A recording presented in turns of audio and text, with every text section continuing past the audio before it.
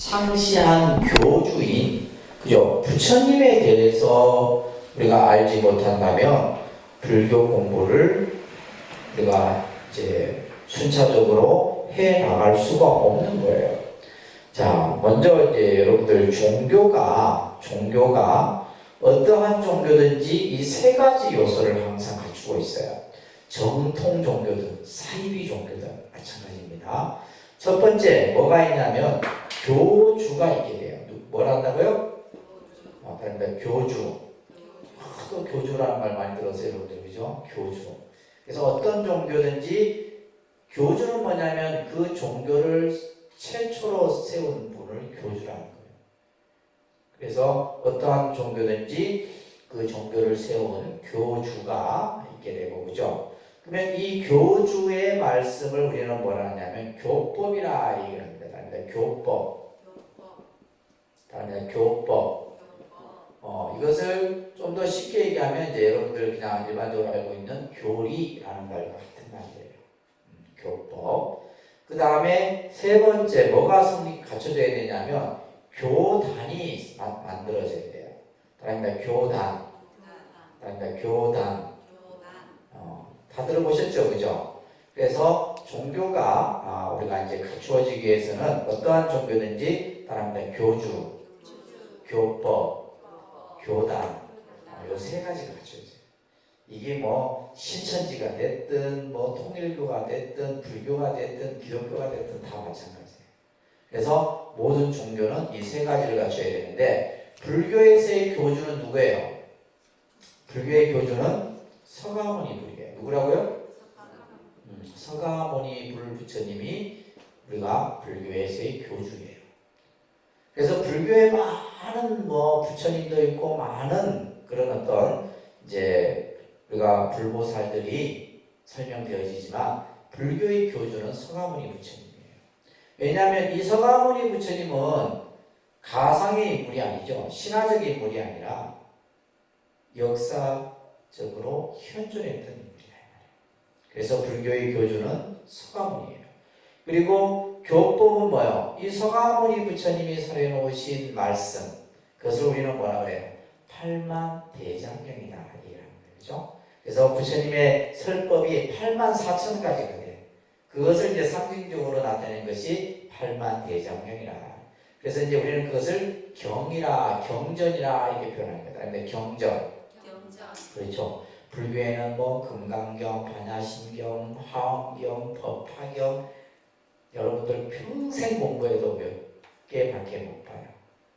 정말 방대한 경전들이 이 불교에서 우리가 이제 이 부처님의 가르침으로 받들고 있죠. 그 다음에 이제 교단은 이 교주와 교법을 믿고 따르는 집단을 교단이라고 해요. 교단. 그래서 이제 각 종교마다 그 교단들이 다 이렇게 특색 있게 있는데 우리 불교는 출가와 재가로 이렇게 구분됩니다. 다음에 출가, 재가. 출가는 뭐예요? 우리 스님들처럼 머리 감고 이렇게 이제 수행만 오로지 하는. 그래서 출가 교단이 있어요. 그래서 이 출가 교단은 크게 비구 비군이라고 합니다. 비구 비군이, 그죠? 비구는 남성 출가자를 비구라고 해요. 저를 비구라고 그러고 우리 이제 천조 스님 같은 분을 비구니 스님이다 이렇게 하는 거예요. 아시겠죠? 이런 것들을 우리가 이건 이제 상식이야. 이거는 뭐 어려운 내용이 아닙니다. 이제 상식을 모르면 어떻게 돼요? 무식하다는 거예요. 그래서 여러분들이 안 무식하려고 지금 공부를 하시는 겁니다. 그래서 출가교단은 비구 비구니가 있고 제가자는 여러분들을 제가 가정에서 이제 부처님 법을 이렇게 실천하는 거예요. 제가자는 이제 우리가 흔히 우바세 우바이라고 합니다. 우바세 우바이. 이것을 우리가 이제 흔히 말하는 선남, 선녀, 청신사, 청신녀 이렇게 얘기하는데 우바세 남자 신도, 여성 신도를 얘기하는 거예요. 자, 그래서 이 출가, 재가를 다 통틀어서 불교는 뭐라 하냐? 사부대중이라 그럽니다. 뭐라 한다고요? 사부대중. 이런 말 들어보셨죠? 사부대중. 그래서 이제 불교의 교단은 출가와 재가로 이렇게 구분되어져 있다. 자, 우리는 지금 누구를 공부하고자 하는 거예요? 교주에 대해서 공부하는 거예요. 도대체 이 서가모니 부처님은 과연 어떠한 분이냐 이 말이에요. 이 부처님이 어떠한 분이길래 2600년 동안에 그 많은 사람들이 불교에 귀의를 하고 지금도 그죠? 수많은 스님들이 출가를 해서 이분이 걸어온 그 길을 그대로 닮고자 한다. 그래서 우리가 교주에 대해서 먼저 공부를 하고 또 이분이 말씀해 놓은 그 말씀이 도대체 어떤 가르침이냐, 그죠? 이것 또한 공부를 하고. 그래서 이제 이것을 기본으로 해서 여러분들이 이해를 하시면 됩니다. 따라합니다. 교주, 교리, 교단. 이것을 우리가 종교 성립의 세 가지 구성 요소라 그럽니다. 아시겠죠? 자, 그러면 우리가 이제 서가모니 부처님에 대해서 공부를 하기 전에 여러분들이 먼저 이해를 해야 돼요. 어떤 이해를 먼저 해야 되냐면 이분은 가까운 시대의 인물이 아니에요. 그렇다고 뭐 역사적인 자료, 문헌 이런 것들이 있긴 있지만 이게 수천 년이 됐어요. 수천 년이 되다 보니까 첫째는 이제 이러한 어떤 우리가 이제 정기 위대한 어떤 성자나 위대한 인물들을 우리는 정기 있게 얘기하잖아요, 그죠? 전해져 내려온 그분의 기록들을 쭉 이렇게 살펴보게 되는데 반드시 우리가 먼저 염두에 될 것이 뭐냐면 신화적인 요소가 항상 그 안에 담겨져 있어요. 신화적 요소. 다시 말해서 인도라고 하는 문화, 그 인도라고 하는 그 어떤 관습, 그런 속에서 만들어진 요소들이 있다는 거예요.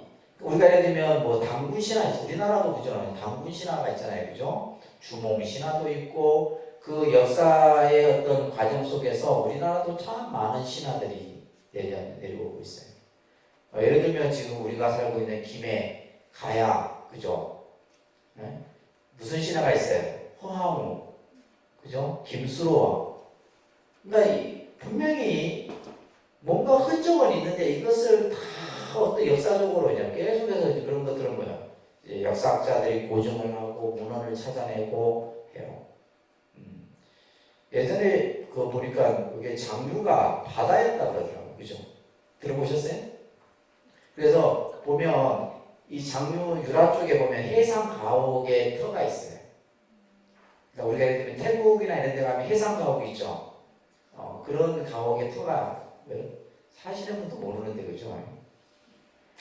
그래서 이 신화적 요소가 있어요. 두 번째는 어떤 요소가 있냐면 역사 사실적 요소예요. 역사 사실적 요소예요. 어떤 부분이 신화적인 요소고 어떤 부분이 역사 사실적 요소. 그러니까 이거는 뭐냐면 역사적인 기록, 문헌, 그죠? 유적 이런 것들이 있어야 되겠죠, 그죠? 이런 걸 통해 갖고 그분이 생존했느냐, 몇 년도에 무엇을 했느냐 이런 것들을 알 수가 있는 거예요. 세 번째는 신앙적 요소예요. 세 번째는 무슨 요소? 신앙적 요소예요. 자, 이 세 가지를 가지고 잘 여러분들이 이해를 하셔야 됩니다.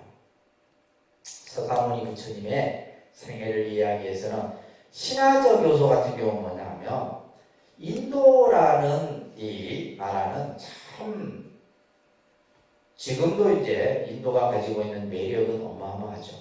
그래서 많은 이제 여행가들이 또 가고 싶은 나라를 꼽는다 한다면 인도를 꼽는다 그래요. 인도 굉장히 면적도 넓고 이제 면적은 세계 7위고 인구는 세계에서 두 번째 많은 나라죠, 그죠? 그러다 보니까 언어도 어마어마한 언어가 있고 그 다음에 그들이 사는 뭐 종족 이런 것들도 굉장히 다양하고 문화도 다양하고 그렇지만은 인도인들은 오래전부터 어떠한 신앙을 가졌냐면 이 세상을 범천이라는 신이 창조했다라는 것을 인도인들은 지금도 인도인들은 이걸 생각해요. 우리가 예를 들면 뭐 신이 창조했다라는 것은 일부 기독교인들만의 생각이고 인도인들은 뭐예요? 전 세계에 뭐 10억 이상이 되는 인도인들은 브라만이라고 하는 범천 신이 이 세상을 창조했다라고 합니다. 그래서 우리가 이제 흔히 그 인도에는 힌두교가 지금은 80% 정도가 힌두교입니다. 힌두교, 그다음에 이슬람교, 그다음에 기독교, 불교는 없어요. 그러니까 아이러니하죠. 분명히 인도에서 불교가 발생이 됐음에도 불구하고 불교는 그냥 유적만 남아있어. 그리고 아주 천민들만, 아주 가난하고 못 사는 사람들만 불교를 믿어요. 참 아주 특이합니다. 그래서 인도인들은 이 하늘의 신, 이 범천이 이 세상을 창조했다고 믿었어요.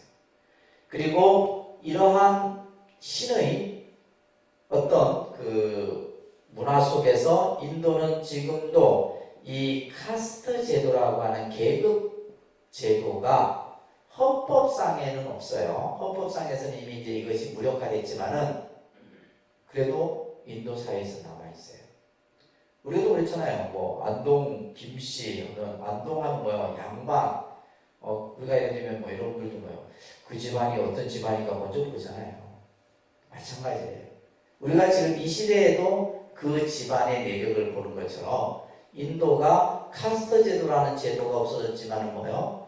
그 집안에 예전에 제가 인도를 갔을 때 가이드가 출신이 뭐냐면 왕족 출신이에요. 그러니까 그냥 가이드 생활을 하는데 자기의 종족, 자기의 그 집안이 왕족 집안이다. 그러니까 그런 걸 따지는 거죠. 그럼 결혼을 할 때 뭐요? 그에 맞는 그 계급을 선택을 하는 거예요. 이것이 지금 인도인데 신화적 요소가 뭐냐면 우리가 이제 여러분들 들어보셨을 거예요. 부처님이 어떻게 탄생을 했냐면 어머니의 오른쪽 옆구리로 이렇게 탄생을 했다 이렇게 기록이 나와요.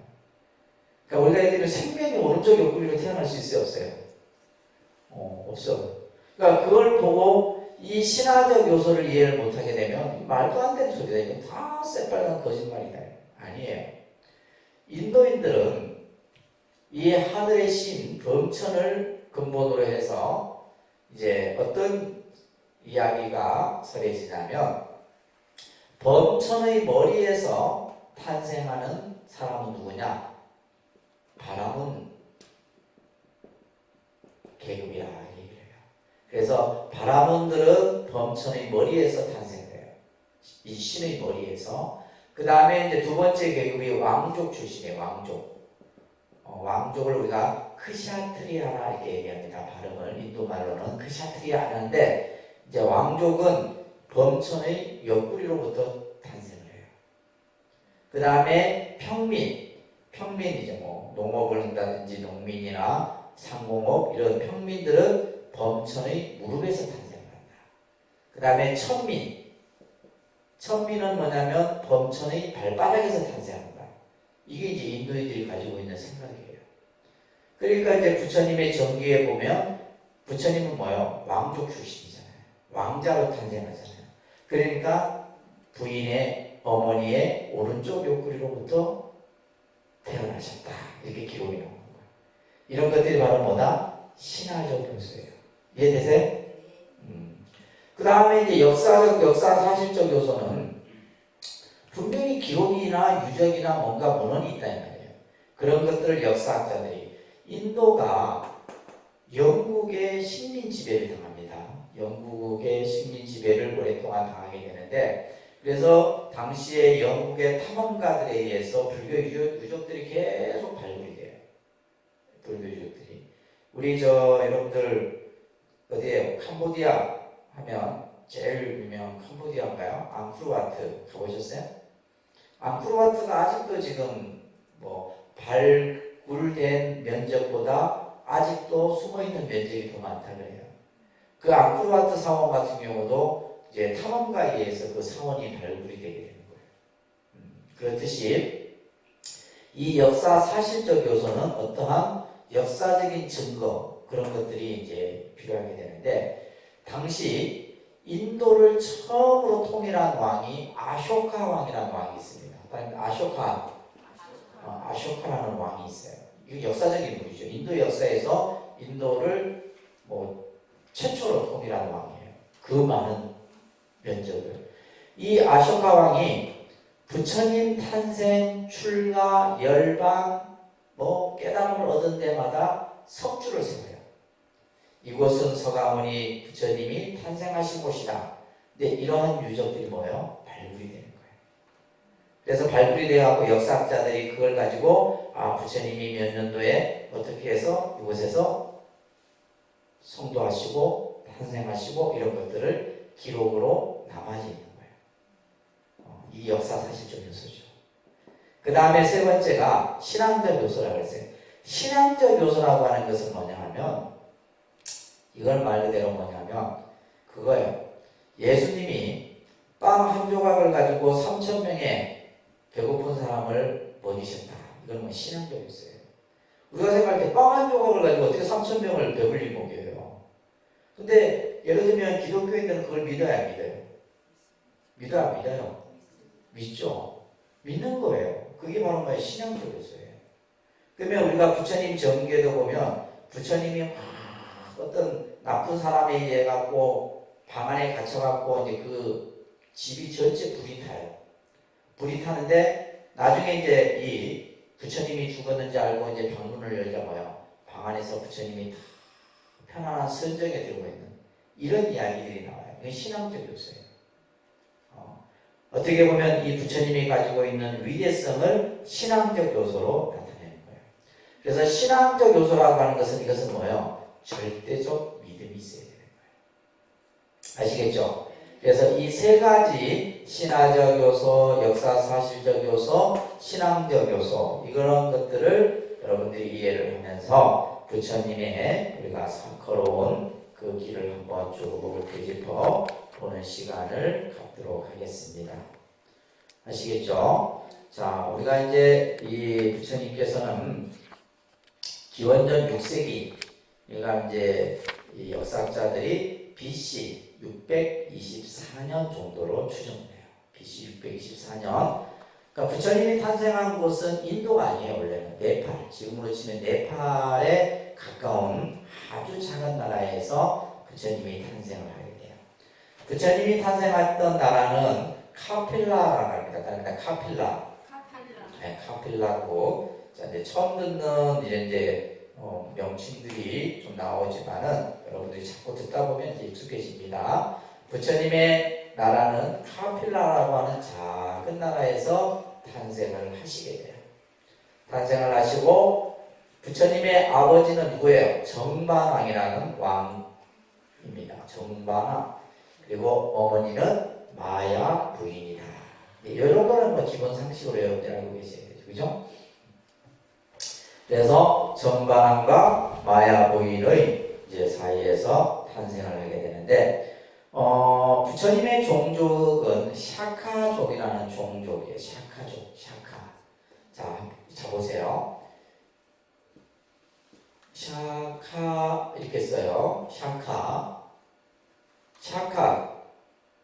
그리고 MUNI에서 무니 이렇게 무니. 샤카. 그러니까 이거 태양의 후손이라는 뜻이죠, 그죠? 샤카 무니. 뭔가 발음이 비슷하죠, 그죠? 그래서 이 샤카를 중국 사람들이 그러니까 결국 이제 인도의 언어가 다시 중국의 한자어로 바뀌어지게 되고 한자어가 지금 우리가 한글로 이해하게 되는데 불교가 어려운 것은 불교 자체가 어려운 게 아닙니다. 언어가 어려워요. 언어가 어렵습니다. 그래서 인도의 고대 범어를 기본으로 해서 그래서 이제 우리가 이제 대학에서 공부할 때 불교학을 제대로 공부하려면 6개 국어를 해야 된다. 첫째는 인도 고대 범어를 알아야죠. 그 다음에 스리랑카 언어인 빨려를 알아야죠. 그 다음에 영어 알아야죠. 일어 알아야죠. 중국어 알아야죠. 티베도 알아야죠. 그냥 포기를 하는 게 아니겠죠. 그죠? 그러니까 언어예요. 언어. 결국은 왜냐하면 문헌을 보고 그 어떤 경전을 보기 위해서는 언어를 우리가 이제 다룰 수밖에 없는 거죠. 그죠? 자, 그래서 이거를 이제 이렇게 써요. 뭐 안 써도 됩니다. 듣기만 들으세요. 이제 썼을 때 중국 사람들이 석가 이렇게 하는 거예요. 석가. 이 한자어는 석가예요. 석가인데 그러니까 이 석가라는 한자를 해석이 돼야 돼요. 이건 해석이 안 됩니다.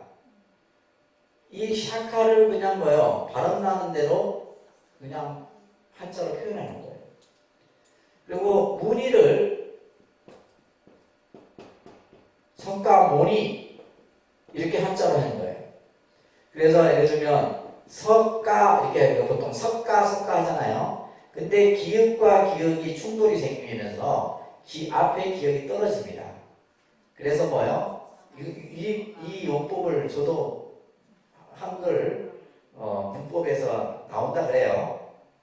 기역과 기역이 같은 의미에 붙으니까 앞에 기역이 떨어져서 서가모니 부를 때 석가모니가 아니고 서가모니 아셨죠? 네, 이렇게 되는 거예요. 그래서 샤카모니가 중국 사람들은 그냥 서가모니 이렇게 해요. 이 뜻은 뭐냐면 샤카족의 성자, 문이라는 뜻은 성자라는 뜻이에요. 성스러운 인물이다 이런 뜻인데, 그래서 우리가 서가모니 부처님 하면 샤카족의 성자이신 부처님이다 이런 뜻이에요. 그러니까 언어를 하나하나 이렇게 분석하고 들어가니까 이제 쉽잖아요. 이렇게 공부해갖고는 10년은 해도 다 못합니다. 그래서 이제 우리가 그래도 이제 서가모니 부처님을 공부하니까 최소한 요 정도는 여러분들이 이제 이해를 하셔야 좋을 것 같아요. 자, 그래서 이 샤카족의 이 종족으로 이제 서가모니 부처님이 탄생을 하시게 되는데, 자, 여기서 이제 중요한 것을 또 여러분들이 하나 잘 들어두셔야 돼요. 어떤 내용이냐면 책에 없는 내용인데요. 자, 이 세계의 많은 종교들 가운데 신을 어떤 절대자 신을 상정하지 않는 종교는 불교예요. 나머지 이슬람 다른 종교들은 전부 신을 중심으로 해서 만들어진 종교입니다. 근데 이제 우리가 인간이 살아가는 그 삶의 모습을 세 가지로 표현을 했을 때 이것을 삼생이라는 표현을 씁니다. 삼생. 지금 여러분들은 현재의 생을 살고 있기 때문에 뭐라 그래요? 현생 이렇게 해요. 현생. 그죠? 현생. 그리고 분명히 근데 여러분들이 그냥 어느 날 갑자기 탁 생긴 게 아니잖아요. 분명히 내가 이 세상에 태어나기 전에 어떤 생이 또 있었을 것이다 이 말이에요. 그것을 우리는 뭐라 그래요? 전생 이렇게 하는 거예요. 뭐라 한다고요? 전생. 현생. 우리가 한 생을 살다가 결국은 언젠가는 죽어. 죽고 나면 또 다음 생이 있어요. 그것을 우리는 뭐라 그래요? 내생 이렇게 하는 겁니다. 그러니까 내생. 이해되시겠어요? 그렇죠. 일단은 우리 생명이 그 주기를 얘기했을 때 세 가지의 생의 모습이 있다. 현생과 그 전에 전생, 그 다음에 내생이 있다. 근데 이것보다 더 중요한 것은 이 생이 연결되어 있다는 사실이에요. 연결되어 있다는 사실. 그러니까 지금 여러분들의 지금 현재의 삶은 전생과 연결된 생이에요. 근데 여러분들은 생각 못하죠? 그러니까 이걸 못 본다 이 말이에요. 그리고 현재의 생은 내생과 연결된 거예요. 그래서 오랜 시간 전부터 많은 사람들이 무엇에 대해서 제일 궁금했느냐? 요거에 대해서 궁금했어요. 내가 전생에 뭐였을까? 여러분들 한번 생각해 본 적 있으시죠? 내가 도대체 전생에 뭐였길래 지금 그죠? 와이프를 만나고 자식을 놓고 한 생을 살아가는 말이에요. 이게 분명히 그죠? 그걸 알기 위해서는 전생에 이걸 풀어야 되는 거예요. 전생도 궁금하지만은 또 한편으로는 뭐요? 어떤 사람은 이게 궁금해. 내가 죽고 나면 다음 생에 어떻게 될 건가? 궁금해하는 분 많습니다. 그런데 이것에 대해서 많은 사람들이 부처님에게 질문을 해요. 부처님이시여 저의 전생은 어떠했습니까? 또 다음 생은 어떠할 것 같습니까? 그러니까 부처님이 물어. 그래서 부처님이 경전에 그런 말을 합니다. 이게 답이에요. 이 답을 여러분들이 듣는 순간 이제 궁금할 필요가 없어요. 전생을 알고자 하느냐, 그죠? 전생을 알고자 하느냐, 현생에 네가 사는 모습을 보면 전생을 알 수 있고, 내생, 다음 생을 알고자 하느냐, 현생에 네가 하고 있는 모습을 보면, 그죠? 다음 생의 모습을 알 수 있다. 그러니까 답은 어디에 있어요? 현생에 있는 거예요. 현생에. 지금 여러분들이 현생에 살아가는 내 이 현재의 모습에서 전생도 있고 내생도 있는 거예요. 이게 답입니다. 이게 키예요. 자, 그런데 아까도 그랬듯이 다른 종교는 현생과 내생을 얘기하지 전생을 얘기하는 종교는 불교밖에 없어요. 기독교도 성경 어디에도 봐도 예수님의 전생 얘기 없습니다. 예수님의 전생 얘기 없어요. 이 사람들이 기독교 같은 경우는 현생과 내생 중에 어디에 무게가 있냐면 여기에 무게가 있어요. 그러니까 그들의 목적은 뭐예요? 죽어서 천당 가는 거예요. 그렇죠? 그들의 목적은 죽어서 천당 가는 거예요. 그러니까 내생에 포인트가 있다는 말이에요. 그러면 불교는 죽어서 뭐 극락 간다, 뭐 천당 간다 이런 얘기도 불교는 있어요. 있지만은 불교는 어디에 무게가 있느냐? 현재의 내 삶에 있다라는 거예요. 이게 차이점입니다. 이거 꼭 명심하세요. 여러분들이 사는 지금 현재의 답이 다 있는 거예요. 불교는 이걸 지금 이 현생에서의 지금 내 삶을 어떻게 만들어갈 것이냐 이게 문제인 것이지 무슨 죽고 나서 극락을 가고 죽고 나서 천당을 가고 이건 필요 없는 거예요. 그런데 불교는 뭐예요? 전생의 이야기를 또 하고 있더라고요. 전생의. 이걸 시간으로 얘기하면 이것을 3세라고 그럽니다. 3세. 그러니까 3세. 그러니까 이제 여러분들 뭐 아는 거죠. 과거, 현재, 미래, 그죠? 이것을 3세라고 해요. 시간으로 얘기하면 3세고 생으로 얘기하면 뭐예요? 3생이 되는 거예요. 자, 그래서 서가모니 부처님도 지금 이 전반왕과 마야 부인의 사이에서 태어나기 전에 전생의 이야기가 서려져요. 이게 여러분들 교재 밑에 나오는 도솔레이상이라고 하는 장면이에요. 아닙니다. 도솔레이상. 이거 외우셔야 돼요. 8개의 모습으로 그려지는데 첫 번째 장면이 바로 뭐다? 도솔레이상이에요. 자, 이게 지금 보면 이제 제가 인도에 갔었을 때 이게 부처님 탄생지입니다. 여기가 룸비니.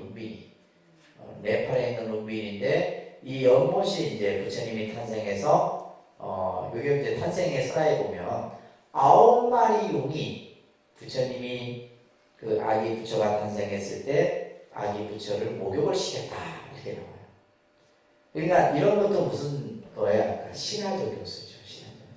무슨 용이 나타나서 어떻게 목욕을 시켜 이래 생각하면 안 됩니다.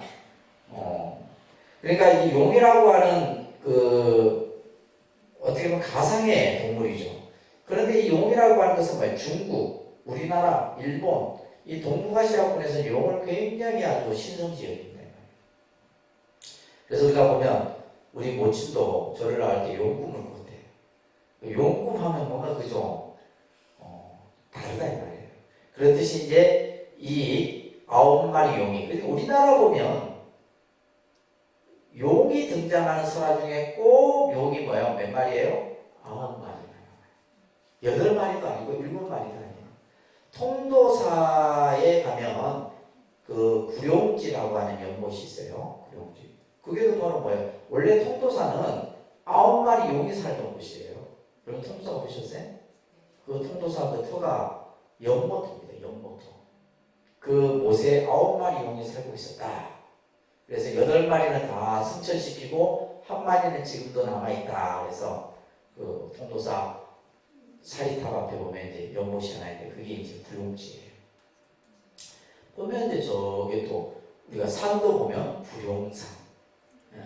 보면 우리 지역에 보면 산 이름이 구룡산이 많습니다.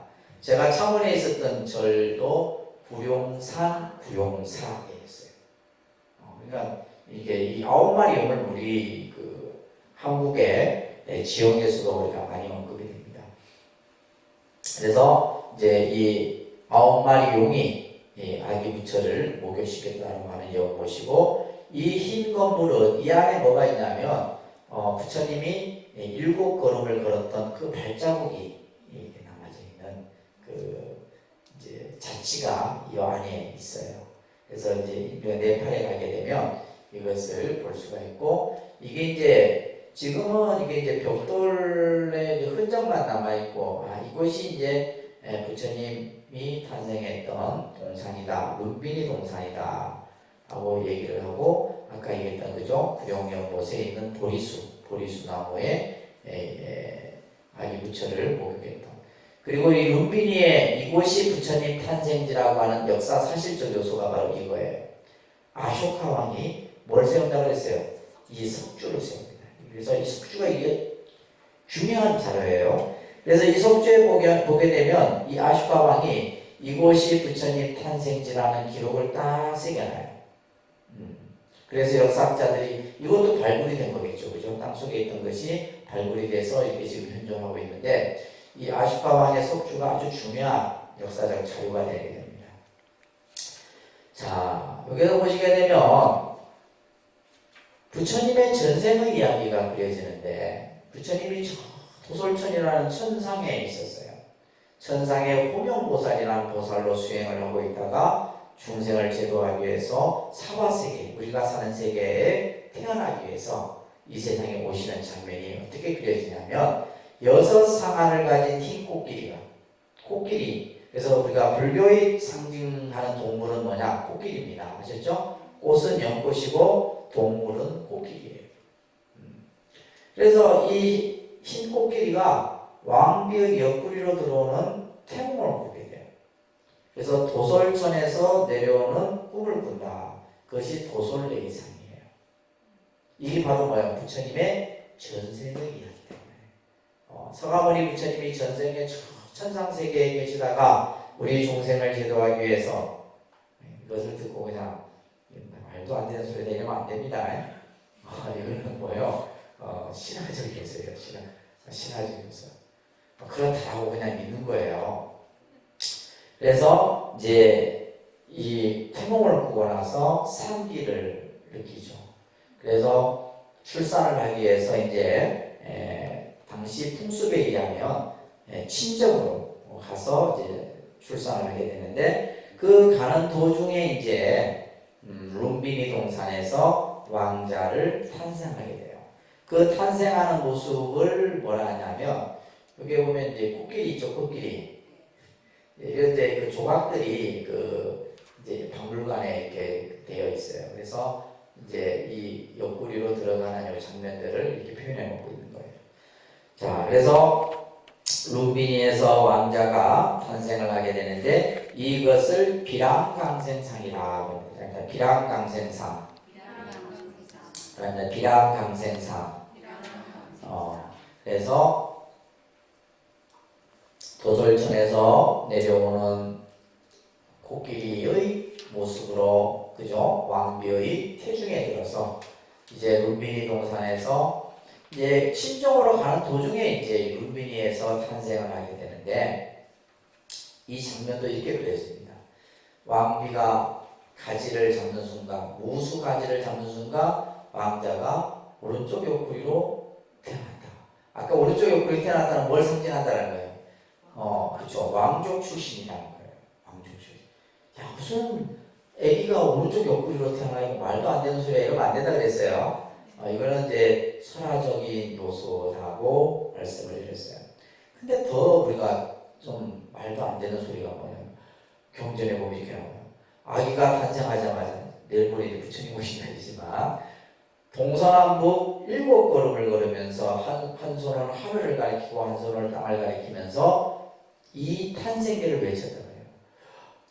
무슨 태어나자마자 이런 걸 외쳐. 이래 생각하면 안 됩니다. 이건 뭐냐면 불교가 탄생하는 순간 불교가 지향하는 어떤 그 가치, 방향을 설에 놓고 있는 가르침이에요. 따라합니다. 천상천하, 유아독존, 일체계고, 아당한지. 이 탄생계라고 유명한 탄생계죠, 그죠? 이 탄생계가 그냥 뭐 무슨 왕자가 태어나자마자 동서남북 일곱 걸음을 걸으면서 이런 말을 어떻게 하겠느냐 이렇게 생각하는 것은 아니고, 이것은 바로 뭐냐, 불교라는 종교가 가지고 있는 그 방향과 가치와 목적을 얘기하는 거예요. 천상천하 유아독존이라는 말은 부처님이 자기 잘났다 이런 소리 아닙니다. 이 천상천하 유아독존의 의미는 뭐냐면, 여기서의 나라고 하는 것은 부처님 자신을 가리키는 것이 아니라 모든 생명을 가리키는 거예요. 모든 생명, 이 세상에 존재하는 모든 생명의 뭐예요? 존엄과 가치를 나타내는 말이에요. 이 말은 뭐냐면, 당시 인도라는 사회는 뭐가 중심이었어요? 그죠? 신이 중심이었어요. 신이 모든 것을 창조하고 신이 모든 것을 인간의 행과 불행을, 그죠? 좌지우지하고 이런 어떤 그 문화의 전통이 있었단 말이에요. 근데 부처님께서는 아니에요. 이 세상에 어느 누가 가장 가치 있는 존재냐? 모든 생명이다 이 말이에요. 인간을 비롯해서 생명을 가진 모든 사람, 모든 존재는 그 나름대로의 존엄과 가치를 가지고, 그래서 생명의 저울을 우리가 가지고 달았을 때 인간과 하루살이의 무게는 어때요? 같습니다. 우리가 이제 인간이 우리가 서양의 어떤 사고 구조에서 인간이 가장 위대한 존재라 생각해요. 근데 불교는 아닙니다. 불교는 뭐냐면 인간이든 뭐 동물이든 뭐 하루살이가 됐든 그 생명의 무게는 똑같다라는 거예요. 그래서 천상천하 유아독존이라는 이 말씀을 통해서 부처님은 모든 생명의 존엄과 가치를 최우선으로, 그래서 불교가 가지고 있는 가장 핵심 중심이 바로 이거예요. 생명 중심이다. 생명. 그래서 여러분들 살생하지 말라 이런 계율이 첫 번째에 해당되는 것이 바로 이런 이유예요. 생명을 가장 귀하게 여겨요. 그래서 요즘 우리가 21세기에 뭐 환경, 인권 여러 가지 우리 사회에 여러 가지 문제들이 있죠, 그죠? 근데 그것의 가장 핵심은 뭐예요? 불교가 가지고 있는 이 사상이다. 모든 생명은 존엄과 가치를 가지고 있다. 그러면서 일체계고 아당한지다. 일체는 다 괴로움이다. 여기 이제 두 번째 불교가 가지고 있는 가장 큰 목적이에요. 불교라는 종교는 이 괴로움이라고 하는 이 괴로움, 고라 그래요. 고. 이것을 인도 말로는 듀카 이렇게 표현합니다. 듀카. 네, 우리 수카는 뭐예요? 수카는 행복이라는 뜻이에요. 인도 말로. 듀카는 불행, 괴로움이라는 뜻이고, 그래서 제가 우리 카페 이름을 수카바라는 뜻이 바로 행복이라는 뜻이에요. 행복, 평안, 알라 이런 뜻입니다. 인도 말을 가지고 한 거예요. 괴로움인데, 자, 나중에 괴로움에 대해서 우리가 공부를 좀 할 거예요. 부처님은 이 세상은 괴로움이다라고 명제를 만들었어요. 부처님이 봤을 때는 이 세상은 괴로움이에요. 그렇죠? 그렇잖아요? 우리는 봐보세요. 있어도 괴롭고 없어도 괴로워. 있으면 있어서 괴롭고 없으면 없어서 괴로워요. 그렇죠? 다 마찬가지. 돈, 자식, 명예, 권력 다 마찬가지입니다. 그래서 그것을 우리가 인간의 모습에서 이것을 불교에서는 생로병사라고 그래요. 그러니까 생로병사. 이것은 가장 우리에게 있어서 괴로움의 문제예요. 이것을 그냥 크게 했을 때 생과 사라고 하는 말로도 표현을 합니다. 그래서 생사의 문제. 이게 우리 불교가 가지고 있는 우리가 살아가는 현실 속에서 우리가 풀어야 될 문제예요. 자, 예를 들면 여러분들 언제 괴로우세요? 어느 때 괴로우세요? 네? 그죠? 맨날 우리는 괴롭다, 죽겠다, 못 살겠다 하지만은 그 의미를 잘 몰라. 여러분들이 언제 괴로워요? 언제 괴로운지 모르시죠? 내가 막 예를 들면 뭐 남편 때문에 괴롭고 뭐 자식 말 안 들어서 괴롭고 막 경제적인 문제 때문에 괴롭고 하는데 그 괴로움이라고 하는 이 언어가 듀카라는 말은 이것을 듀카를 중국 사람들이 또 이 한자를 굉장히 잘 활용했어요. 듀카라는 말을 한자로 얘기하면 불여이라 이렇게 번역을 합니다. 이 말은 해석한다면 뜻대로 되지 않는다는 말이에요. 우리가 뭐 때문에 괴롭냐 했을 때 뜻대로 되지 않기 때문에 괴로운 거예요. 여러분들 생각대로 모든 게 된다면 괴로울까요? 안 괴롭겠죠. 예를 들면 내 생각대로 돈도 벌고 내 생각대로 자식들 뭐 다 출세시킬 수 있고 한다면 괴로울 일이 없어요. 근데 이 세상의 현실은 뭐요? 내 뜻대로 될 수 있는 것이 거의 없다라는 거예요. 내 뜻대로 되는 게 없다 이 말이에요. 그래서 내 뜻대로 되는 일이 설사 있다 한들, 그죠? 예를 들면 돈이면 돈, 권력이면 권력, 그런 것이 설사 나에게 있다 한들 그것으로 인해서 또 괴로워요. 그것으로 인해서 괴로워요. 사실은 어떤 분이 그래요. 스님은 이렇게 큰 건물도 있고 뭐 땅도 많고 뭐 좋지 않은 나 때문에 좋기는 뭐 개뿔이 좋아요. 이게 있으니까 뭐가 생기는 거예요? 괴로움이 생기는 거예요. 그러니까 없으면 괴로움이 안 생길 건데 이게 있다 보니까 괴로움이 생기는 거예요. 이게 있기 전에는 괴로움이 없었다 이 말이에요. 근데 우리 중생의 입장에서 봤을 때는 있으면 좀 나을 것 같다 생각하는데 안 그래요. 그렇다고 또 우리 이제 자본주의 현실에서는 없으면 괴롭죠. 힘들어요. 그러니까 있어도 괴롭고 없어도 괴롭고 결국은 뭐요? 모든 것이 괴로움이에요. 그래서 일체가 다 괴로움이니 내가 그 괴로움을 다 해결하겠다. 근데 그 괴로움이라는 것이 어디에서? 현실의 괴로움이에요. 현실의 문제입니다. 뭐의 문제? 현실의 문제예요.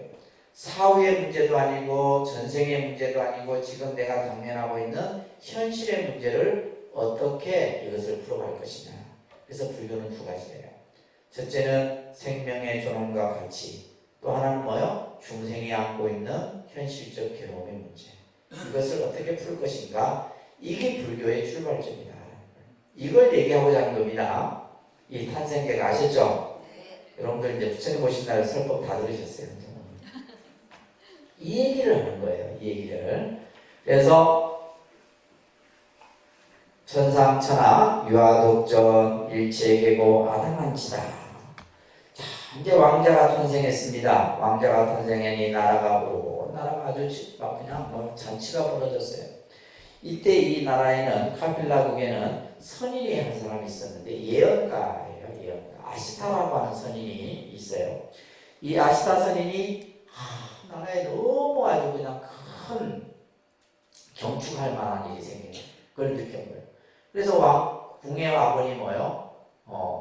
왕자가 탄생한 거죠. 그래서 이 아시타 선인이 왕자의 관상을 보게 됩니다. 근데 관상을 보다가 아시타 선인이 뭐예요? 눈물을 흘립니다. 그래서 옆에 있던 왕이 선인이시여 왜 눈물을 흘리십니까? 왕자에게 무슨 안 좋은 그런 어떤 관상의 모습이 보입니까? 이렇게 물어요. 이때 아시타 선인이 뭐라 얘기를 하냐면 이 왕자는 만약에 출가를 하게 되면 부처가 되실 분입니다. 네. 그리고 출가를 하지 않는다면 성불이 되실 겁니다. 이게 두 가지 이제 이 관상으로 얘기를 한 거예요. 그런데 만약 이분이 부처가 되신다면 내가 이미 나이가 많아서 부처님의 그 출현을 보지 못하게 됨을 너무나 안타깝게 생각해서 눈물을 흘린다. 이런 표현이에요. 근데 이제 한편으로는 왕은 너무 좋죠. 성군이 된다는 말도 기쁘고 또 한편으로는 출가를 한다는 말에 이 왕은 걱정이 된 거예요. 우리 왕자가 출가를 한다라는 그런 이제 관상의 상이 나와서 아무튼 이제 이 태자는 태어난 5달 만에 이름을 짓는 명명식을 거행하는데 태자의 이름이 시달타 태자 시달타. 여러분들 시달타 이렇게 표현 부르기도 하고 그래서 나중에 이제 출가해서 부처님이 되기까지는 제가 계속해서 시달타 태자라 이렇게 명명을 할 겁니다. 태자가 탄생해서 이름을 시달타라고 명명을 하게 되고 그런데 이제 안타깝게도 일주일 만에 어머니가 돌아가셔요. 마야 부인이 돌아가십니다. 돌아가시고 양모인 이모인 마파자 파티라는 이 양모에 의해서 양육이 되어지게 돼요. 그래서 어려서 성장하는 과정에서 한문도 배우고 무술도 배우고 여러 가지 공부들을 하게 돼요. 그러다가 12살이 되던 해에 태자는 당시 농경사회이기 때문에 농사를 처음 이제 시작하는 춘경제라는 것에 참석을 하게 되는데 여기에서 하나의 장면을 보게 돼요.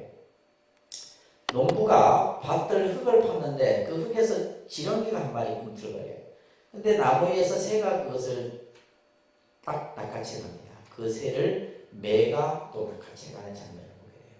이때 이제 태자가 그 어린 나이에 이런 생각을 하게 돼요. 그 밑에 나오죠. 모든 중생들이 살기를 원하면서 또 살기 위하여 서로를 잡아먹는 것을 보니 불쌍하여 아픈 마음을 금할 것이 없다. 네.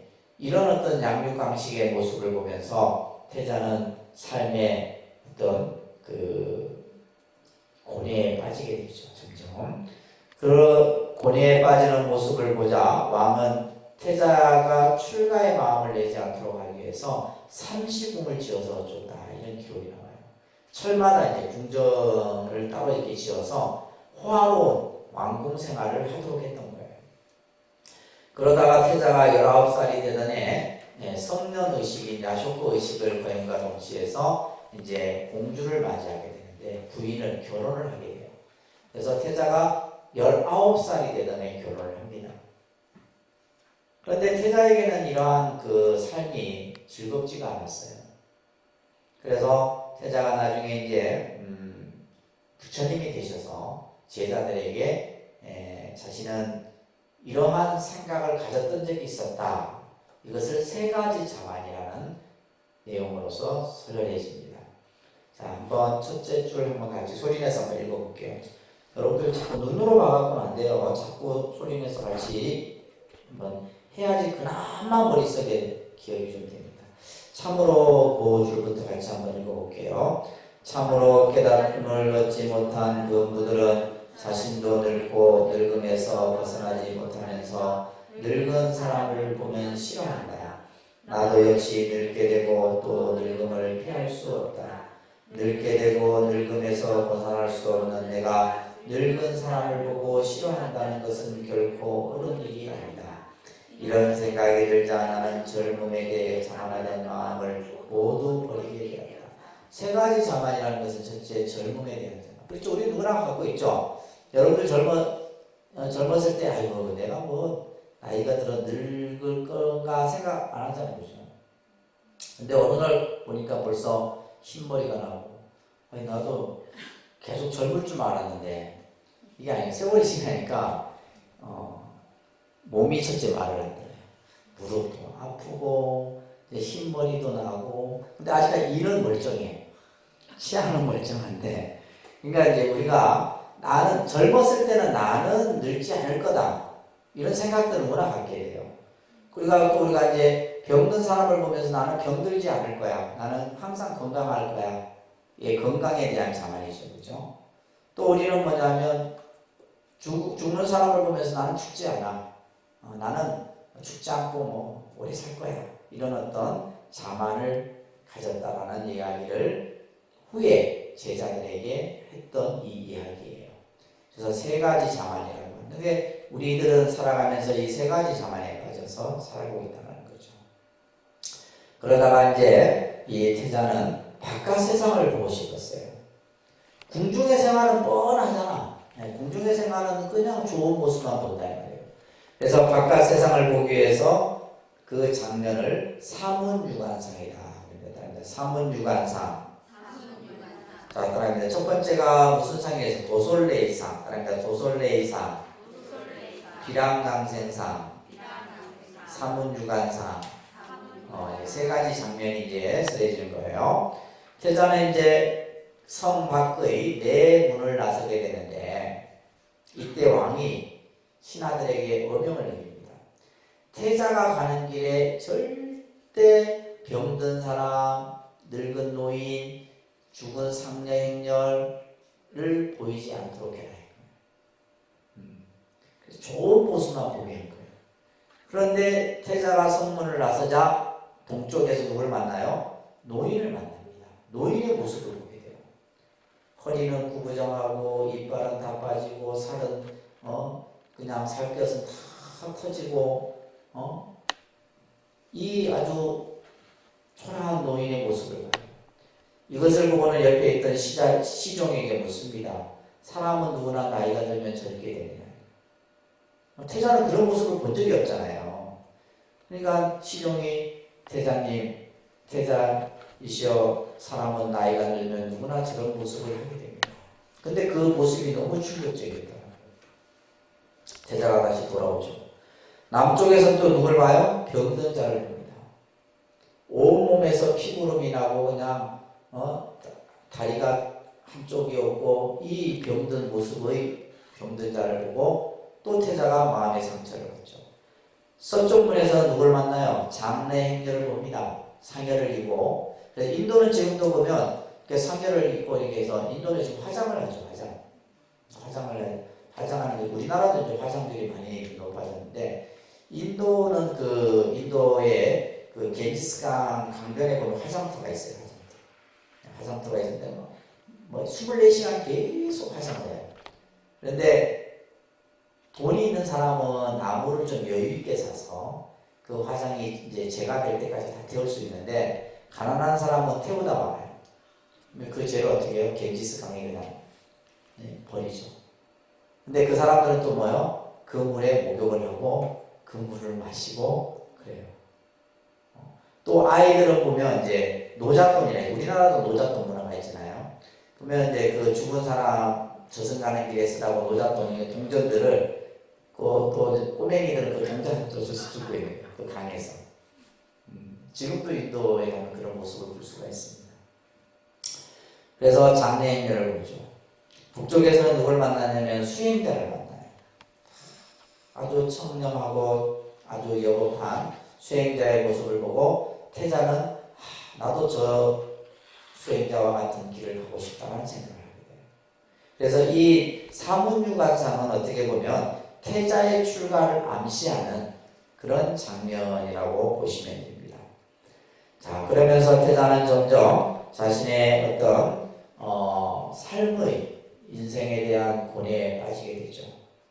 자, 그 밑에 나오는 경전 구절 굉장히 중요한 구절이에요. 한번 같이 소리내서 읽습니다. 궁중의 영화도 건강한 이 육신도 사람들이 부러워하는 이 젊음도 결국 나에게 무엇을 가져올 것인가? 나는 병들고 언젠가는 늙어 죽음을 면할 수 없다. 젊음을 자랑하며 건강을 자랑하며 생존을 자랑하는 일은 적어도 생각 깊은 사람들에게는 무의미한 일이 아닐 수 없다. 세상에 어리석은 사람들은 자기 자신이 병들고 죽으며 또 늙고 병들고 죽는 것을 피할 수 없는 몸인 줄 알지 못하고 남의 늙음과 병듦과 죽음을 보고서 웃고 있구나. 자, 이런 말씀을 하게 돼요.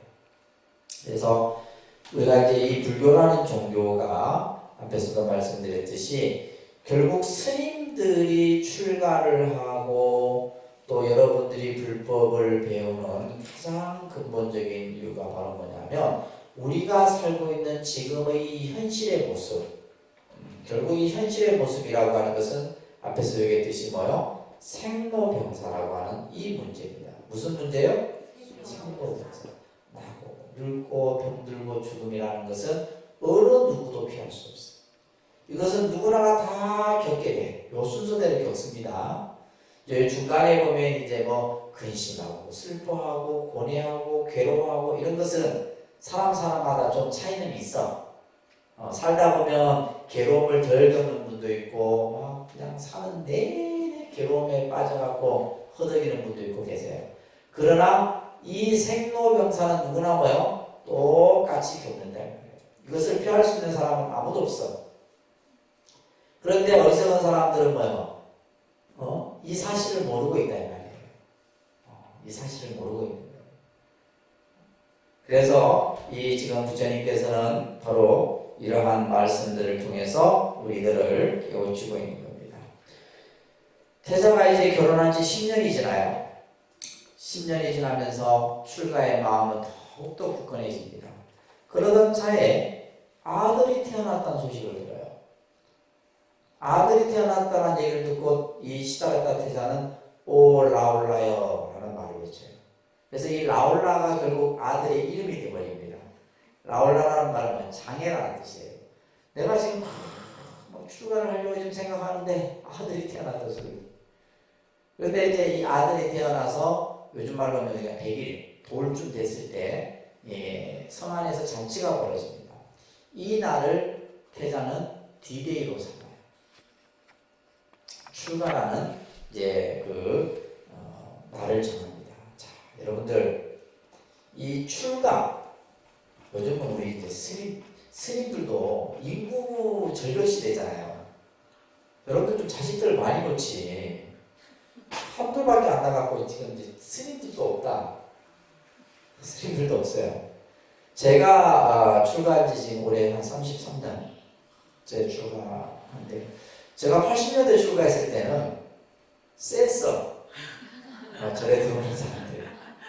그 당시는 저희가 예를 들면 출가해서 계를 받을 때 저희가 범어사에서 계를 받았는데 거의 한 300에서 400명이 출가를 했었어요. 1년에. 많죠. 비구니 스님들은 600명이 됐어요. 그러다가 지금은 한 30년 됐죠. 40명도 안 돼. 그러니까 예전에는 보면 뭐 자식들이 한 둘, 셋, 넷 이러면 한 둘 정도는 출가하고 둘은 그냥 이렇게 남아도 이렇게 어떤 제 아는 스님은 아들이 넷인데 3명이 출가를 했어요. 3명이 출가라고 한 사람이 이제 그냥 사회생활을 하고 하는데 그래서 출가하는 사람이 굉장히 많았었어요. 예전에. 근데 지금은 이제 출가 인원도 많이 적고 하는데 우리가 출가라는 것은 뭐 집에서 나오는 것이 출가 아니고 가출이죠. 그죠? 집에서 나오는 건 가출이고 스님 때라는 것은 출가라는 거예요. 출가라는 이 의미가 어떤 의미냐 하면 이 뜻이 뭐냐면 앞으로 나아간다 이런 뜻이에요. 출가의 의미가 뭐라고요? 앞으로 나아가다 이런 뜻이에요. 이 뜻을 가지고 있습니다. 그러니까 지금 내가 살고 있는 현재의 삶에서 하나의 어떤 인생의 터닝 포인트가 되는 거죠. 내가 새로운 어떤 내 삶의 모습에서 한 걸음 더 한 발짝 나아가는 이것이 출가예요. 지금도 이제 저도 이제 한 출가한 지 아까 30년 넘어졌잖아요. 항상 그 출가했을 때의 생각이 항상 늘 머릿속에 남아있어요. 제가 한여름에 출가를 했는데 통도사에 그때는 진짜 아무것도 모르고 출가를 했어요. 또 마침 그 해가 윤달이 드는 올해 윤달이 있죠, 그죠? 윤달이 드네. 내가 그래서 윤달이 줄 알았으면 내가 출가를 그 다음으로 미뤘을 텐데 그런지도 모르고 이제 통도사를 탁 하는데 지금은 이제 뭐 자원봉사 시스템들이 갖춰져 있어갖고 지금은 출가하는 분들 뭐 떠받듭니다. 그래서 우리가 출가했을 때는 뭐 거의 뭐 엄청나게 고생했죠. 그래갖고 윤달이 드는 해에 사찰에 뭘 해요? 예수제라는 것을 하게 되는데 그 당시도 보면 스님들만 한 200명이 생활하죠. 그 스님들 전부 다 공양 준비를 우리가 다 해야 돼요. 그리고 오는 신도가 그때 윤달 한 달 정도 매일같이 3,000명 이상씩 왔는데 그 사람들 밥 먹는 우리가 다 설거지 해야 돼요. 그래갖고 진짜 너무 힘들어갖고 오늘날 새벽 예보를 딱 갔는데 뭔가 이렇게 코에서 막 뭐가 이렇게 팍 쏟아지는 거예요. 피가 막 쭉 나요. 너무 힘들어갖고. 그래갖고 나중에 봤더니 코 혈관이 이제 다 터진 거예요. 그래갖고 그때 이제 마침 내 스님 같이 이제 동료 도반 한 분이 부산에 살았는데 그래서 같이 병원 간 거예요. 부산에. 그리고 그때 딱 병원 가서 그때 먹었던 짜장면이 아직도 기억이 진짜 맛있었어요. 네. 스님들이 이제 이렇게 그 통도사에 있다가 스님들은 한 달에 2번 이렇게 목욕을 하는데 머리 감고 목욕을 해요. 그러면 이제 마을에 내려가서 꼭 뭘 먹고 짜장면 먹어. 짜장면. 그래서 이 출가라는 그래서 이 참 우리에게는 정말 어떻게 보면 큰 결심이죠. 그죠? 그래서 이 뜻이 바로 뭐다? 앞으로 나아간다. 그래서 이 태자도 출가를 할 때 결심을 하게 돼요. 근데 이게 지금 책에는 안 나와 있지만 아주 드라마틱한 장면이 있어요. 이 태자가 출가하기 이제 전에 전날 밤에 모든 사람들이 잠들어 있는 밤에 마지막 누구를 보냐면 아들과 자신의 부인인 여쇼다라를 봅니다. 출가할 때 성문을 나서기 전에 그러면서 그 잠들어 있는 모습을 보면서 내가 이제 이 성문을 나가 출가를 하는 것은 나 혼자 행복하기 위해서가 아니라 내가 반드시 부처가 되어서 제도 너와 이 왕비를 내가 제도하겠다라는 이제 그 잠들어 있는 모습을 보고 약속을 하는 장면이 굉장히 많아요. 굉장히 인간적이죠, 그죠? 그래서 드디어 이제 출가를 합니다. 출가를 해서 그때 태자의 나이가 29이에요. 19살에 결혼을 해서 결혼 생활이 10년이 지났으니까 그죠? 29이 되던 2월 8일 날 출가제일이라고 해요. 2월 8일 날 부처님께서 출가의 길로 나서게 돼요. 자, 이 출가를 어떤 불교 학자는 어느 학자가 부처님의 출가를 이렇게 표현했어요. 부처님의 출가는 위대한 복이다 이런 표현을 썼어요. 위대한 복이다. 이 말의 의미는 뭐냐면 자 우리가 생각해 출가라고 하는 것은 자신이 가지고 있던 모든 것을 내려놓는 거거든요. 그죠? 자신이 가지고. 자 시다라타 태자는 뭐예요? 이미 불이 영화가 보장된 삶이야. 돈, 명예, 권력 우리가 세속적인 측면에서 봤을 때는 이미 다 갖춘 사람이에요. 근데 그것을 다 버리고 그죠? 오로지 뭐예요? 중생의 고통을 구제하기 위해서 뭐 한 거예요? 위대한 자신의 모든 것을 포기한 거예요. 그래서 이 학자가 부처님의 출가를 뭐라 했다? 위대한 복이다 이런 표현을 쓴 거예요. 아무나 할 수 있는 게 아닙니다. 사실은. 자신이 다 보장된 것을 버리고 정말 자기 혼자서 이제 새로운 어떻게 보면 인생의 또 다른 길로 나서야 되는데 그게 쉬운 길이 아니죠. 때로는 막연한 두려움도 있고 내가 이 길을 과연 갈 수 있을까라고 하는 그런 생각도 들고 그래서 스님들이 출가를 할 때 항상 묻는 대목이 있어요. 출가를 하고 보면 첫째는 부모의 허락을 받았느냐는 거예요.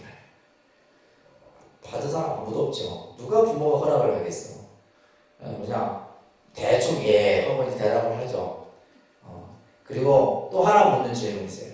뭐 때문에 출가하느냐 이게 있거든요.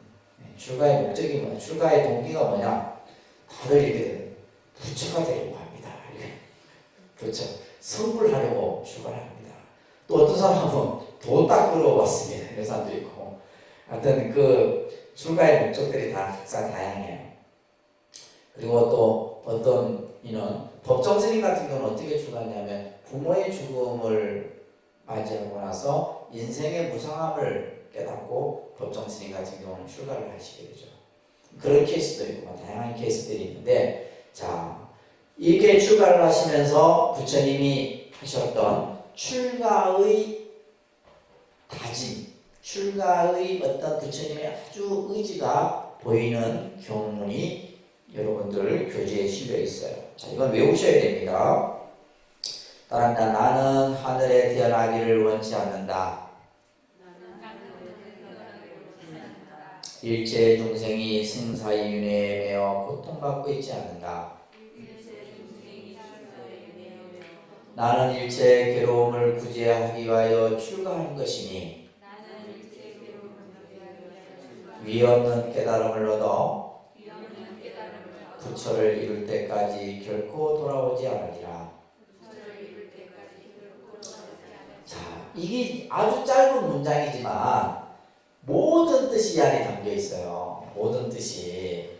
자, 여기에서 첫 구절이 아주 중요한 구절이에요. 나는 하늘에 태어나기를 원치 않는다 라는 이 말. 이 말의 의미가 아주 중요합니다. 왜 그러냐면 당시 이 시대는 뭐냐면 수행을 하는 사람이든 어떤 종교를 가졌던 사람이든 간에 모든 사람들의 목적이 뭐였냐면 하늘에 태어나는 것이었어요. 이것을 생천설이라고 합니다. 생천설. 하늘에 태어난 거예요. 근데 자, 여기에서 불교가 다른 종교와의 차이점이에요. 불교는 하늘에 태어나는 것이 목적이 아니에요. 아시겠어요? 천당에 태어나고 무슨 극락세계에 태어나는 게 목적이 아니에요. 그래서 나는 하늘에 태어나기를 원치 않는다 라는 이 한마디로 부처님께서는 그 스스로의 마음을 드러내는 겁니다. 그러면서 뭐라 그래요? 일체 중생이 생사윤회며 고통받고 있지 않는가? 지금 저 고통 속에 있는 중생들을 봐라 이 말이에요. 괴로움에서 허덕이는 저 중생들을 봐라 이 말이에요. 나는 일체의 괴로움을 구제하여 해결하여 출가하는 게 출가의 목적이에요. 이게 뭐라고요? 출가의 목적. 부처님이 왜 출가했느냐? 중생의 괴로움을 구제하기 위함입니다. 이것을 우리가 흔히 하나의 단어로 얘기하면 중생구제라고 합니다. 중생구제, 아닙니다. 중생구제, 중생제도, 제도나 구제라는 말 같이 많이들 쓰는데, 자, 부처님께서 출가한 목적, 이유는 바로 중생을 제도하고 중생을 괴로움에서 구제하기 위한 것이다.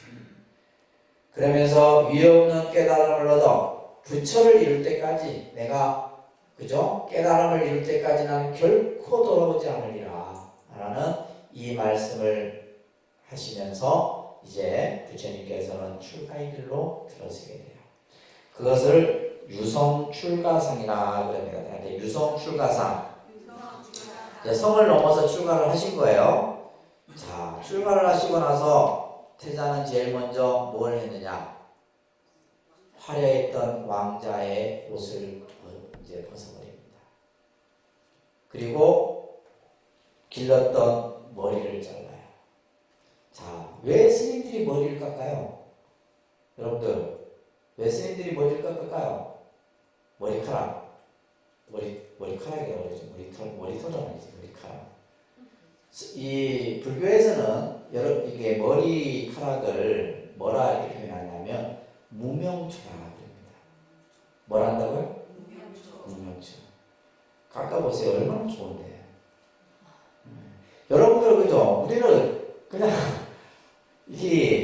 근데 이 스님들은 깎아야지 인물이나 희한하죠. 진짜 깎아야지 인물이나. 머리가 좀 길잖아요. 그러면 왠지 모르게 막 그냥 이 얼굴이 별로 안 좋아요. 근데 다 깎아놓으면 막 얼굴에서 막 빛이 나고 광이 나고 그렇습니다. 그래서 이제 이 머리카락을 무명초라고 해요. 무명초. 무명이라는 말은 번뇌라는 뜻이에요. 그래서 우리가 머리를 깎고 나면 왠지 아주 스님들 입장에서는 기분이 좋습니다. 기분이 좋아요. 그래서 이제 이것을 머리를 깎는 것을 뭐라냐 삭발이라고 그러죠. 삭발. 뭐란다고요? 여러분들은 이발이지만은 우리는 삭발이라고 해요. 삭발. 삭발하고 머리를 깎아서 그래서 이제 이 지금 스님들이 머리를 깎는 것은 바로 이 무명초, 번뇌를 상징하는 거예요. 머리카락이. 그래서 싹 깎아버리고 옷을 입는 거예요. 그래서 삭발염이라 합니다. 삭발염이. 그래서 스님들의 승복은 대부분 무슨 색깔이에요? 회색이에요. 회색. 잿빛. 근데 모든 색깔을 섞으면 마지막 색이 이 색이라 그래야 돼요. 섞어보셨어요?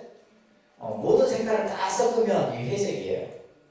근데 사실은 이 회색의 의미는 뭐냐면 그러니까 우리나라 근데 나라마다 좀 틀립니다. 나라마다 인도, 중국, 일본, 우리나라 틀리는데 우리 민족을 무슨 민족이라 그래요? 백의 민족이라, 백의. 그죠? 다시 말해서 흰 옷을 입었어요. 흰 옷을 입었대요. 그러면 흰 옷을 입은 일반의 우리 그 사람들하고 다르게 구분하기 위해서 스님들은 뭐냐면 물을 드려요. 무슨 물을 드려요? 그죠? 그 순물. 요즘은 술로 물들이면 굉장히 고급이에요. 순물. 아니면 이제 먹물. 요즘에는 먹물로. 예전에는 제가 통도사 있을 때는 그 메이 같은 거 이제 쌈방을 이런 거 있잖아요. 전부 무슨 색깔이? 흰색깔이었어요. 흰색깔 스님들이 하는 일과 중에 뭐냐면 먹물 드리는 거예요.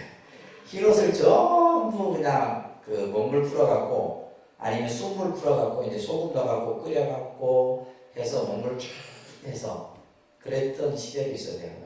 그러다가 시대가 지나니까 먹물, 그러니까 물들인 뭐요? 내가 나오더라고. 그 다음부터 스님들이 이제 물들이는 일이 좀 줄어들었죠. 그래서 이제 바로 이 염이라는 말은 물들인 옷이다 이런 말이에요. 물들인 옷. 그래서 머리를 감고 물들인 옷을 입는데 이제 이 시ddhartha 태자도 이제 머리를 감고 자신이 입고 있던 옷을 버리고 왕자의 옷을 마침 거린이 길거리에 앉아 있는데 이 사람 옷과 바꿔 입습니다.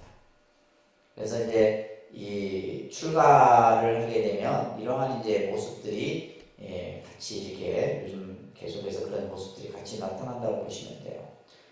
그러면서 태자는 이제 어디로 가서 누구에게 어떤 가르침을 배울 것인가. 이제 막상 출가를 했지만은 어디로 가야 할지를 몰라. 그래서 당시 인도에서 그 지역에서 대표적인 스승을 찾아 나서게 되는데 이때 이 스승을 우리는 육사외도라 불려집니다. 그런데 육사외도 이건 이제 중요한 내용이에요. 이 육사외도는 6명의 이제 아주 당시에 어떻게 보면 훌륭한 인물들이에요. 이 훌륭한 인물들인데 부처님의 가르침이 아닌 다른 가르침을 믿는 이들이기 때문에 외도라는 표현을 쓰게 됩니다. 외도. 이 육사외도인데 자, 첫 번째가 도덕 부정론을 주창하는 뿌리나 까샤파라고 하는 인물이에요. 도덕 부정론자. 그러니까 이 사람은 뭐냐면 인과를 부정해요. 인과를 부정하고 그냥 예를 들면 착하게 살 필요 없다 이런 거예요. 쉽게 얘기하면 착하게 살 필요 없이 그냥 마음이 일어나는 대로 그냥 살자. 이런 주의가 이 도덕 부정론자예요. 도덕 자체를 부정. 그래서 이 사람은 뭐냐면 쾌락주의입니다. 쾌락주의. 그냥 세상 한바탕 그냥 잘 지내면 많은 거지 예를 들면 내가 착한 일을 한다고 다음에 착한 결과 생기고 이거 자체를 부정하는 거예요. 이런 이제 사상가가 도덕 부정론 뿌레나 가샤파예요. 마칼리코사라라고 하는 인물은 숙명론자입니다. 따라합니다.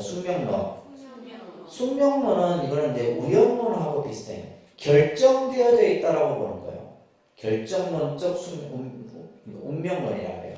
그러니까 사람들이 보통 이제 운명, 숙명 이렇게 이제 표현을 하는데 자신의 운명이 결정되어 있다라고 보는 거예요. 근데 불교는 이것을 반대하는 입장입니다. 불교는 나중에 이제 설명드리겠지만 그래서 숙명론자인 마칼리코살라. 그 다음에 세 번째 유물론자인 아지타케사 깜발린인데 이 아지타케사 깜발린 유물론 말 그대로 물질을 가장 근본으로 생각하는 사상가였어요. 이도 이제 뭐냐면 도덕을 부정하고 현실 쾌락만을 주장했던 인물이에요. 그 다음에 산자야 벨라티푸타라고 하는 회의론자입니다. 회의론자. 그러니까 이 회의론이라고 하는 것은 어떤 말이냐면 이건 것 같기도 하고 아닌 것 같기도 하고 맞다고도 할 수 있고 틀리다고도 할 수 있고 애매모호한 입장을 취하는 사상가가 회의론자예요. 이것을 불가지론이라고도 하고 다시 말해서 이것이다라고 딱 확정되어서 판단할 수 없는 것을 이야기하는 사상가라고 보시면 됩니다. 그래서 우리가 이제 옆에 보면 형이상학적인 회의론이라는 말이죠. 형이상학적. 다시 말해서 애매모호한 입장을 취하는 거예요.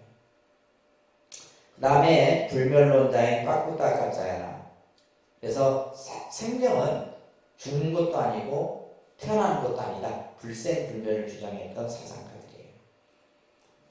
그 다음에 이제 자이나교. 이 자이나교 같은 경우는 지금도 인도에서 존재하는 종파입니다. 종교 단체예요. 자이나교. 그래서 마하비라라고 하는 이제 인물인데, 이건 출가주의. 그래서 이 자이나교도들은 보면 흰 옷을 입어요. 오계를 지키고 이런 이제. 그래서 인도는 26명의 이 외도 수행자들은 가장 그 당시에 최고의 위치에 있었던 인물들이에요. 자, 근데 이 시다라타 대자는 이들에게 가서 다 가르침을 받아요. 가르침을 받는데 이 6사람의 가장 공통점이 뭐냐? 전부 천상에 태어난 것이 목적이었어요. 아까 부처님은 뭐라고 했어요? 나는 하늘에 태어나기를 원치 않는다 했잖아요. 내 지금 출가하는 목적은 중생, 고통받는 중생을 제도하기 위한 것인데 내 혼자 뭐 천상에 태어나서 내 혼자 쾌락을 즐기고 이걸 하는 게 아니잖아요. 그래서 부처님은 이들에게 공부를 배웠지만은 이들로부터 벗어납니다. 그리고 나서 이제 다시 고행의 길로 들어서게 돼요. 그러면서 태자는 누구를 만나냐면 그 밑에 교재에 보시게 되면 당시 큰 이 마가다국이라고 하는 큰 나라에 아주 이 마가다국의 성을 왕사성이라고 합니다. 라자그라하라고 하는 왕사성인데 빈비사라 왕을 만나요. 이 왕을 여러분들 잘 기억을 해두세요. 빈비사라 왕. 이 빈비사라 왕을 만나서 이 빈비사라 왕이 태자를 이제 수행을 포기하도록 만들어요. 태자요, 뭐 이렇게 힘들게 수행을 하려고 하냐? 나랑 같이 정치를 하자. 그래서 이 세계를 통일을 하자. 이렇게 꼬입니다. 근데 태자는 뭐요? 출가의 의지가 확고하죠. 내가 출가한 것은 중생들의 고통을 구제하기 위한 것이지 내가 왕이 되고 정치를 하고자 하는 것이 아니다. 이때 빈비사라 왕이 어떤 얘기를 하냐면 태자시여, 나중에 당신이 부처가 되신다면 나를 먼저 제도해 주십시오. 이게 뭐예요? 인연이에요. 태자가 처음 만난 왕과의 인연입니다. 근데 나중에 이 빈비사라 왕이 뭘 해요? 중림정사라는 정사를 지어서 부처님께 바쳐요. 이게 최초의 절입니다. 최초. 그런 인연이 여기에서 시작이 되게 되는 거예요. 자, 오늘은 유성 출가상까지 할게요.